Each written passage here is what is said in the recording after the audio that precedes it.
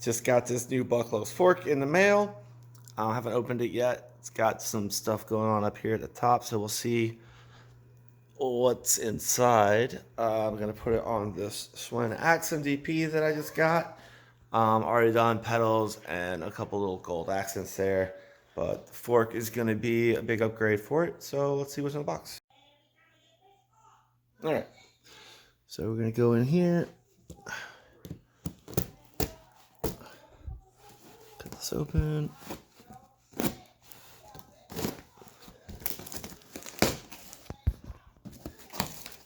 Inside,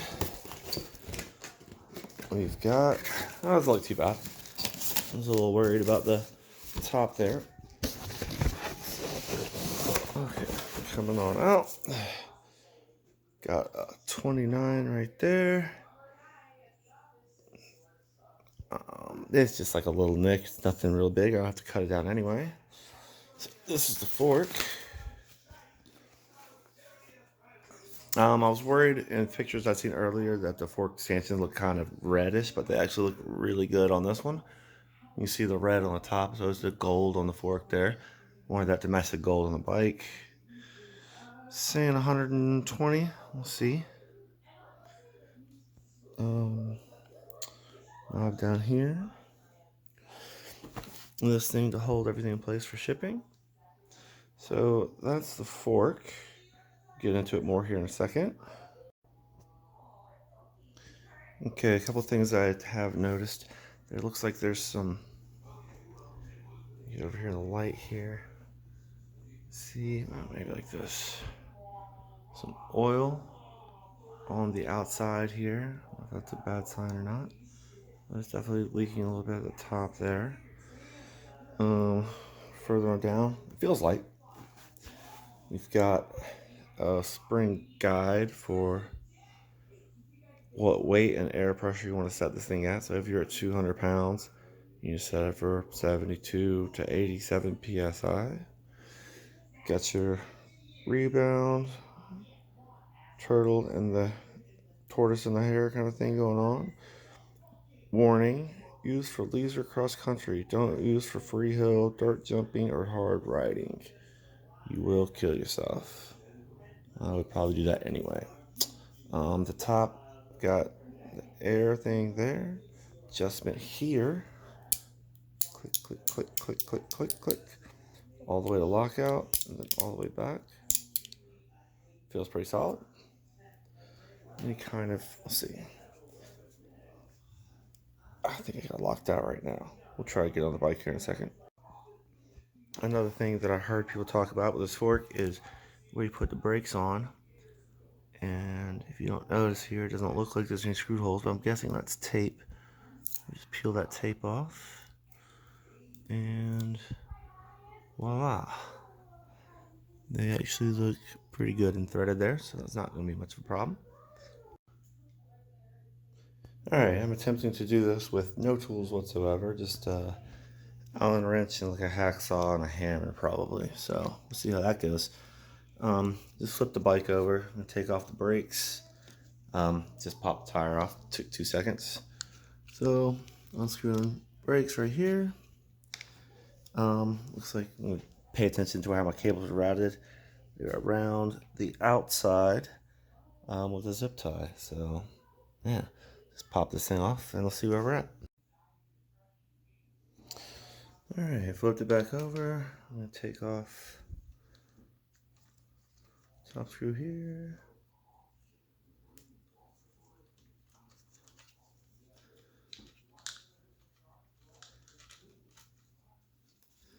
And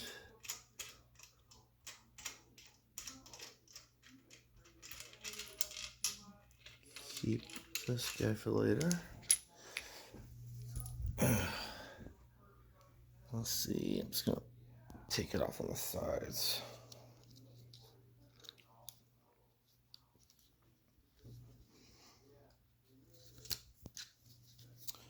Doing this with one hand is not the easiest thing to do.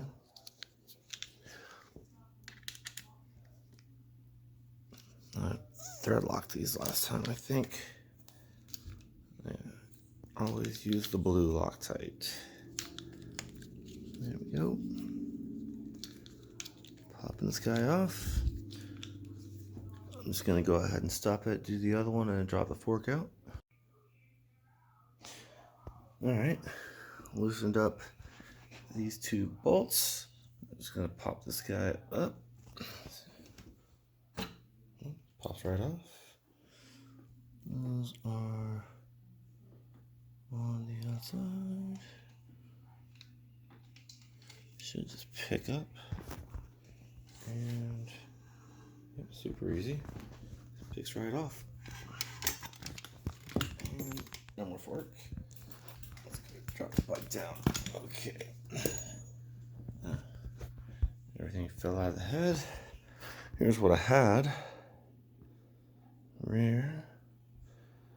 I heard people having problems with all these being damaged, but this one looks like it was pretty good. Plenty of grease on there. No missing bearings. Steel straight tube. Holy crap, it is heavy. People talked about it being heavy. It's like, that is, good lord, it feels like it's not even half the weight. I mean, this is like 2 pounds, and this, like, I could do curls with that. So massive difference. I'm gonna figure out what to cut this guy to now. It's looking like it's gonna come down, yeah, about that far. We're gonna measure it though, just to be sure. All right, I also got this little Jessica headset to go with it. It is a size,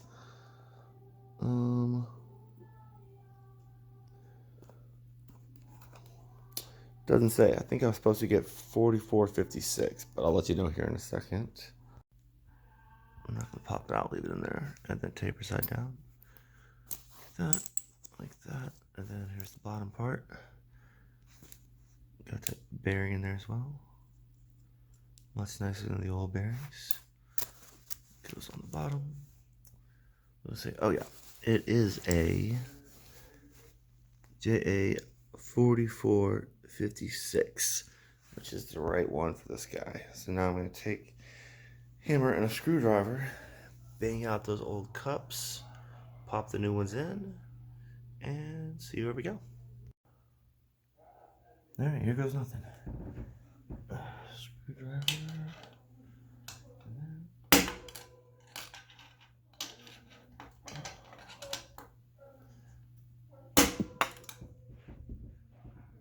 Popped it once with a hammer. One break it out.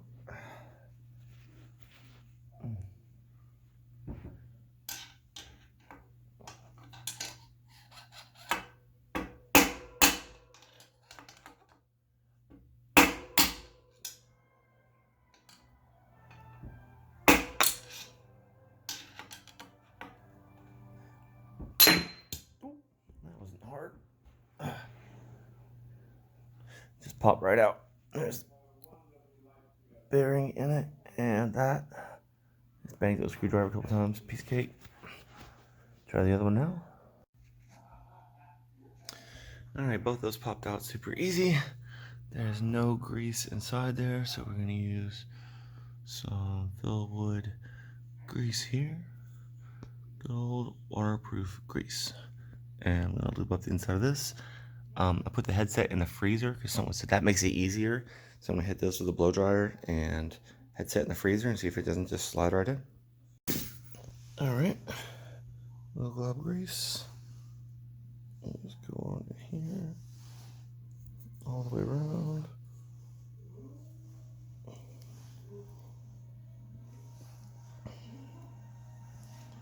All right, thin layer all the way around. And we got both sides. Do the same thing to the cup and see if it can just slide in there.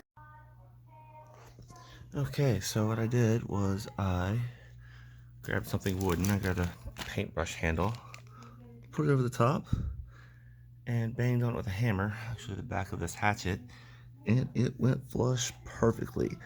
I put the headset in the freezer, and then I just left the hairdryer on the frame for a minute, and it just slid right in perfectly even, no issues at all. Piece of cake.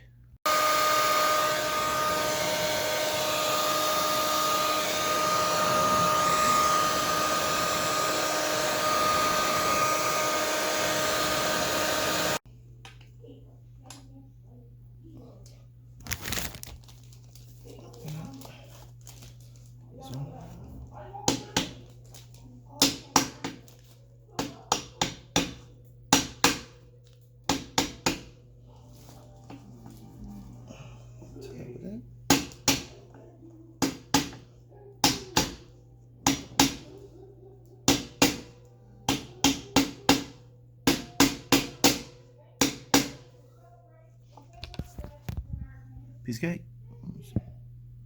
Perfectly flush.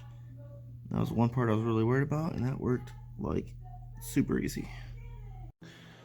Alright, this was in the bottom of the headset. I think that's for like a straight or a tapered tube.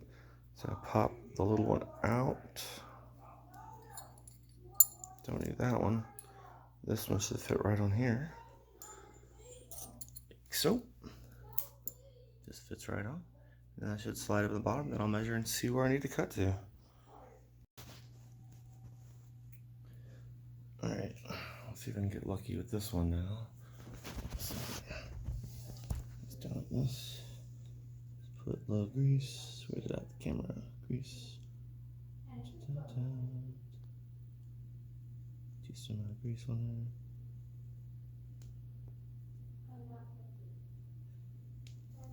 there. And whip it around.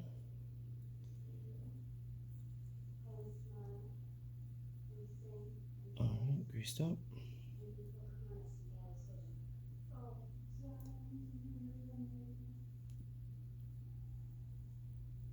Alright, same thing as last time.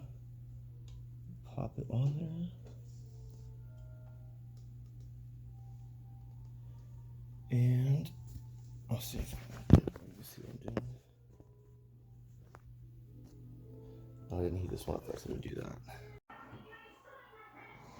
Alright, I just slid the fork in the bottom there. Looks good. Everything's on. Put this little silver piece on the top part here. That fits there. Dust cap slides right on. And that's alright. I think it goes without that. Yeah, that looks good. We'll try that. Then I'm going to test fit the handlebars and see what I need to cut. This is easy. Okay, so that little silver piece did just slide over the top here and down onto that. And then this should go over and cover it. And that keeps it from rattling around. Nice and smooth. No play. Now let's figure out where to cut this sucker. Alright, so I have the fork on there. Oh, steady. And put my spacers back on. And this thing, I'm just going to draw a line where it goes and then cut it with a hacksaw. Probably file the top off with sandpaper and hammer the star nut in there. Just rig it all the way and see how it goes. Alright, here we go. I'm going to do a little bit long just in case, so I can always, better too long than too short. I got the little marks right there. I'm just going to make a mark and then kind of go from that. So, see how hard this thing is to cut. Alright, it's cut down. That's what I cut off.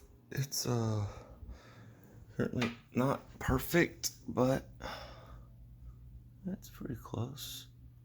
I think the top cap will cover up any kind of imperfections. There you see it's a little bit off. But overall, not terrible. Now I'll file it down and see how we do.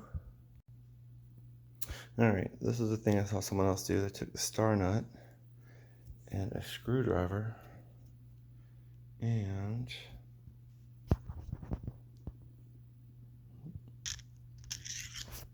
put it through there like that. So then I can just slide this into the top tube. And then I'm just going to hit it with a hammer in order to knock that down in there.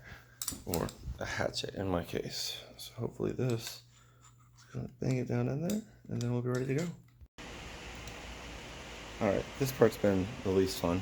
Trying to get the star nut in.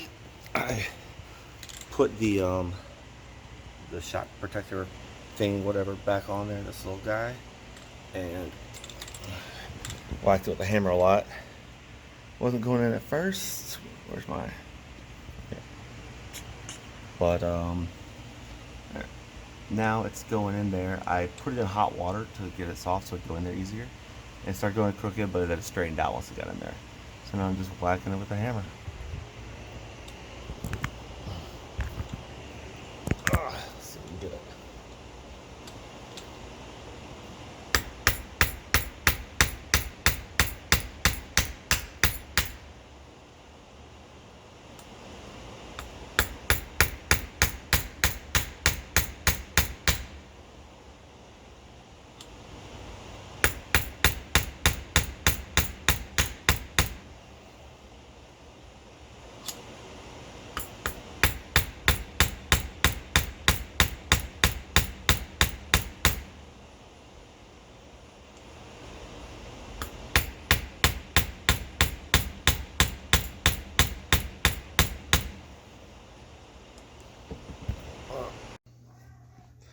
All right.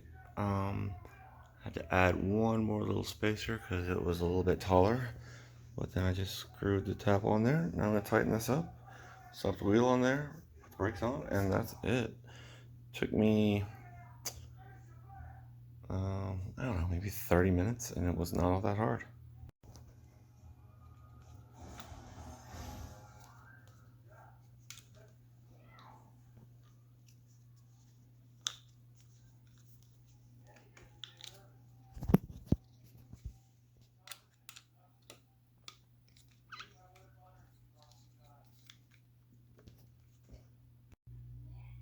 Now, one more thing, this little adapter right here on the brakes needs to come off the old heavy fork and go on the new one so my brakes will fit. So just grab an Allen key real fast, screw this off, and switch it over. Okay, so just pushing down on them, that's like see how far they're going. That's the oil ring. I'm sure that's because I just put them on, but you can see it's like that's what the travel went to right there. It's pretty clear oil. Seals look good. That's just pushing on it.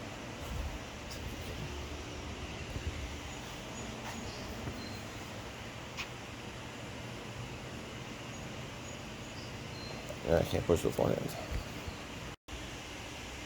Alright, we're done. Let's see. A little dark out here. Weird. Alright, final product. It's definitely a different shade of gold. More of a brass, like a copper kind of, than the gold. So there's that. But otherwise, they're way lighter.